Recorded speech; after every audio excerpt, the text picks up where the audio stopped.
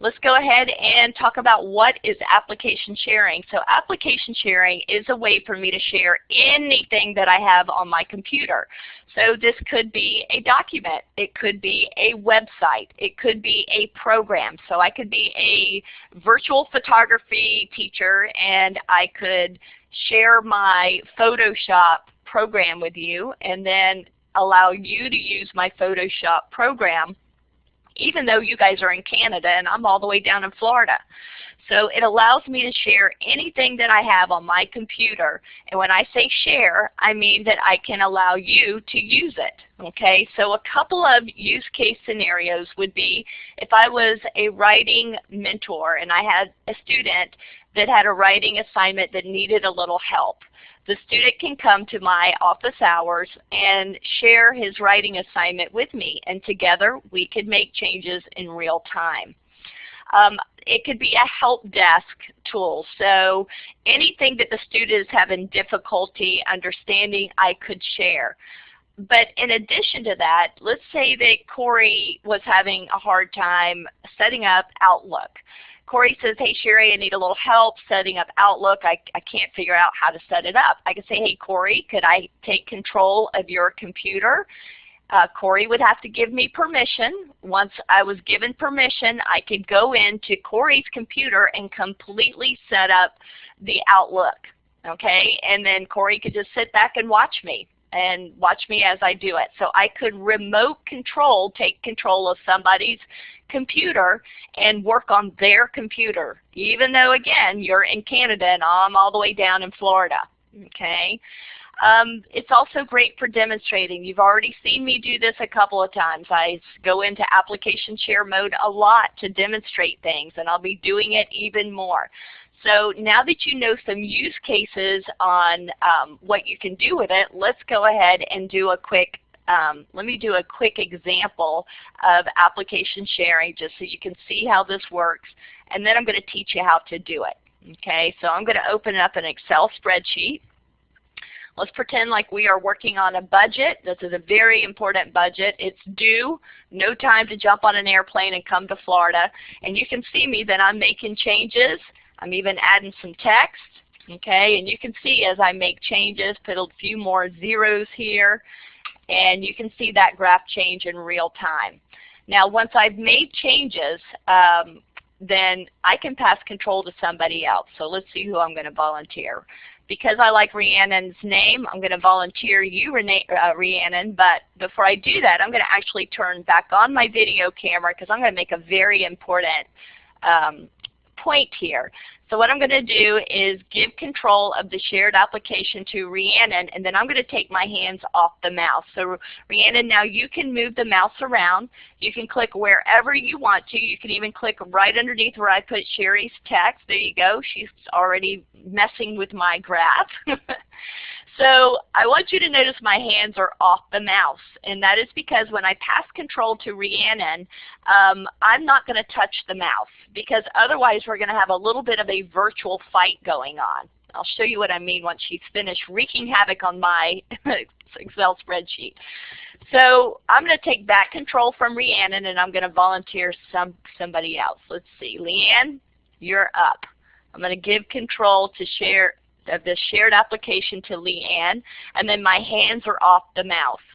Now, the reason I turned on my video camera is I want to stress for you how important it is that when you pass control to somebody else, you should keep your hands off the mouse. Because check it out, Leanne, you move the mouse, I'm going to move the mouse, and watch. We are having a little virtual fight going on. Okay, so truly when you pass control to somebody else, you really want to take your hands off the mouse. So I'm going to give you two very important keystrokes to write down in your notes. If I wanted to take back control from Leanne, I'm going to hold down my control key and hit the space bar. Now Leanne cannot do anything scary to my Excel spreadsheet anymore, and I can now pass control to somebody else. So I'm going to give control to Gordon. Hands off the mouse. Gordon, you now have control of the spreadsheet, and you can go to town. So remember, control spacebar will take back control so that I can then pass control to somebody else. Now, what if my microphone was turned off and I needed to give Gordon instructions? I don't want to grab my mouse and go over and click the talk button, because then we're going to have that little virtual fight over the mouse. So another important keystroke that I want you to write down is Control F2. Control F2 will toggle your microphone on, and Control F2 will toggle your microphone off. Okay? Now I'm going to hit Control Spacebar, and that will take back control from Gordon, and then I can go ahead and come back to my slides. Now I see a couple of you have a question.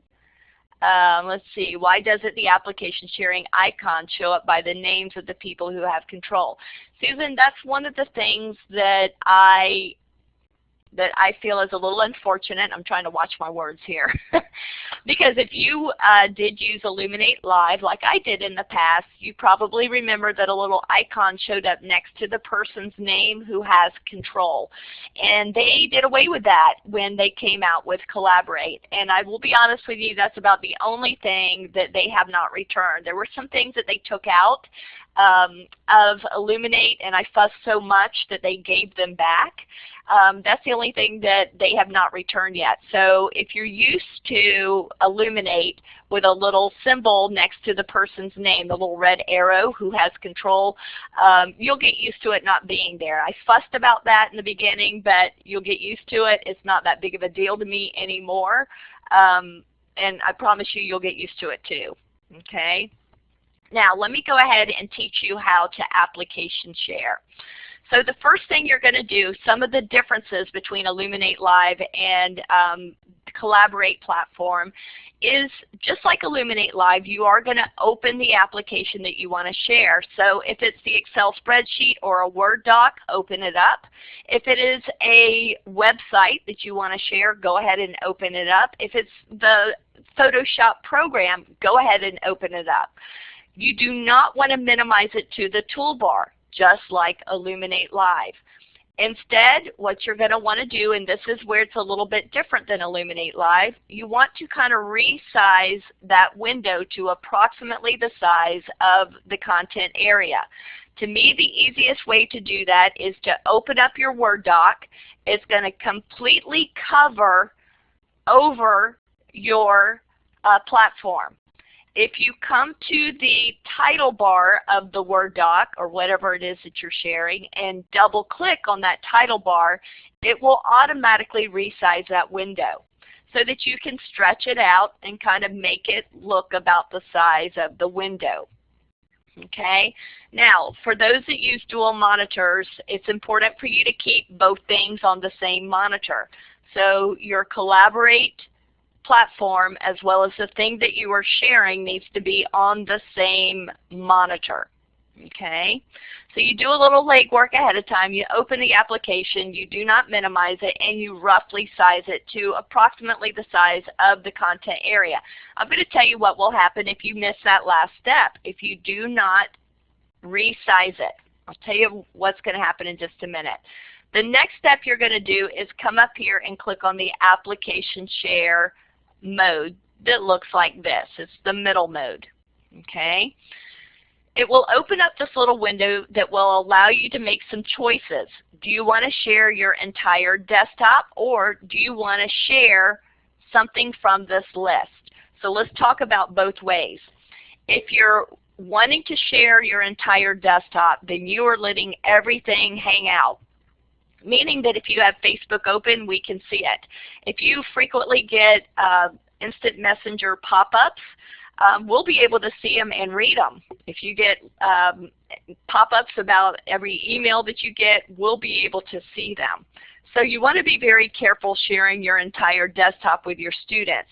An advantage of sharing your entire desktop is that you can share any and everything that you have open without having to reshare each time. Now, the more secure way to share would be to share from this list. This list consists of everything that you have prepared, everything that you have opened, and that is not minimized to the toolbar. Now you can multi-select from this list by holding down the Shift key or the Control key and select multiple things. And that too will also, that too will keep you from having to stop and reshare if you want to go between a Word doc and then share an Excel spreadsheet. If you've selected all of these things, you can interchange between these items without having to stop and reshare each time. Okay? So whatever it is that you share, either your entire desktop or something from this list or things from this list, you click Share. Now what it will look like is this. You'll actually have a yellow band that will encase the item that you're sharing. Now remember I told you you should roughly resize this window to approximately the size of your content area, because ideally your side panel and the thing that you're sharing should be side by side. Okay?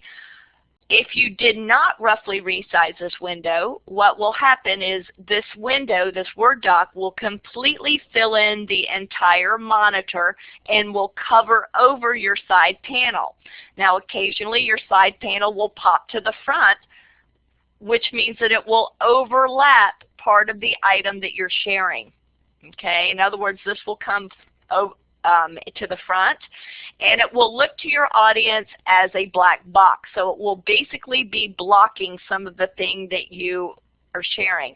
So with that said, whatever it is that you're sharing that is encased in this yellow band, nothing should be overlapping it. Otherwise your audience will see it as a black box.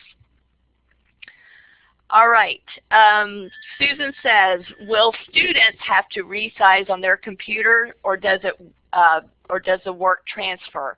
Or does your work transfer? No, they will not have to resize. So Susan, when I just shared that Excel spreadsheet, notice there was really nothing that you had to do. In fact, it's not like Illuminate Live. I think you're kind of remembering how that used to work, where that window was kind of a free-floating window and the student could move it around. It's no longer like that. It automatically sizes so the student can see it. So there's nothing that your student has to do. Okay? All right, so again, the thing that you're sharing will be in yellow. It should be side by side with your side panel. Now what if you forgot to resize it and this window is in fact covering over the entire thing? Remember I told you just go to the title bar of whatever it is that you're sharing and double click. It will automatically resize this window, allowing you to stretch it out and make sure that it's filling up this whole area. The reason why you should have the side panel out is so you can still communicate with your students. You can still see any questions coming in. You can still manage them. Okay, so you still want to be able to manage them while presenting whatever it is that you're sharing. Okay. Now, notice this little toolbar that is affixed to the yellow band. For some reason, this is kind of comical, but it does travel. Sometimes it's up here. Sometimes it's on the side. I've even seen it down here and over here. It travels. I don't know why. But we're going to drill down and take a look at these tools in just a minute. But first, I want to teach you how to pass control to somebody else. You're going to click on the person's name that you want to pass control to. So, for instance, in this window, or in this example, notice that Sophia is the one that is application sharing. We know that because there is an icon by her name, and the icon is in blue, meaning that that tool is in use. So Sophia is sharing. Now she wants to pass control to Dominique. She's going to click on Dominique's name, and she can either right-click, or if you notice when you mouse to the right of somebody's name, they'll have a little options menu. She can either right-click or go directly to the options menu and select Give Control of Shared Application. Now notice too, if she wanted to take back control from Dominique, there is that option, Take Away Control of Shared Application. But if she did that, she's going to have to grab the mouse from Dominique, right-click or go to their options menu to use this, and you may be having a little bit of a virtual fight with the mouse with Dominique. So I did tell you a better way to take back control. Let's see who is a good listener. Type for me in the chat box the better way to take back control of shared application. Yay, Leanne. Good job, Rhiannon. So control spacebar is the way to take back control of the shared application without having to grab your mouse. That is exactly right. Way to go, Marie. All right, so that is how you take back control. Now, when you're ready to stop application sharing, you're going to go back to your little toolbar. Remember, this is a traveling toolbar that is affixed to the yellow band. Let's go back and take a look at it. Here it is. Okay. So let's talk about it. When you go back and you want to stop sharing, you're going to click on the little black box. That will immediately stop sharing. However, this is where most people really get confused, because you've stopped sharing, but actually you are still in application mode. So you're kind of in this gray twilight zone where you're thinking, uh-oh, did I just break it? You didn't break it. You just have not completed the process, because when you stop application sharing, you have to move back to the whiteboard mode, which is also I call home base. I call it home base because any of these modes that you do, you always need to go back to home base in order to get back to your slides. Okay? So the whole process is to share, then you stop, and then you go back to whiteboard mode. Now you have a couple of other tools. If you are wanting to take folks to, say, a website and you're not quite sure what it is you want them to see yet, you have to actually find it. You could actually freeze their view, keep them from the screen refreshing over and over and over again. And then once you get to where you want them to see it, you can unpause their view or unfreeze their view. You can also take a picture. So let's go back to that Excel spreadsheet. If I wanted to take a picture, let me undo a couple of stuff that we've done here. Get this little thing back. Okay, slide it back over. All right, if I wanted to take a picture of this, I could take a snapshot. It automatically takes us back to the whiteboard, and of course you guys have your whiteboard tools, so feel free to mark it up, help me mark things up. And we could all talk about this, and each one of you could contribute to the discussion because you all have your whiteboard tools. So it basically takes a static image of what you were sharing and it adds it to your whiteboard slides. It will not cover over any of your slides, so it's not going to replace any of your slides. It will just add to your collection of slides. Which brings me to another point. If you need to document everything that you've done in your class, every place that you've taken your students on the web or everything that you've shared with them, you could actually take an image of it and it would be a part of your whiteboard collection. Okay? All right. Any questions about application share before we talk about web tour? Now we're going to circle back around and visit application sharing again, because once I show you web tour you may be a little confused about when you should use application share and when you should use web tour. So I prepared a handy little chart for you, and we'll go through and talk about different scenarios when you would use each tool.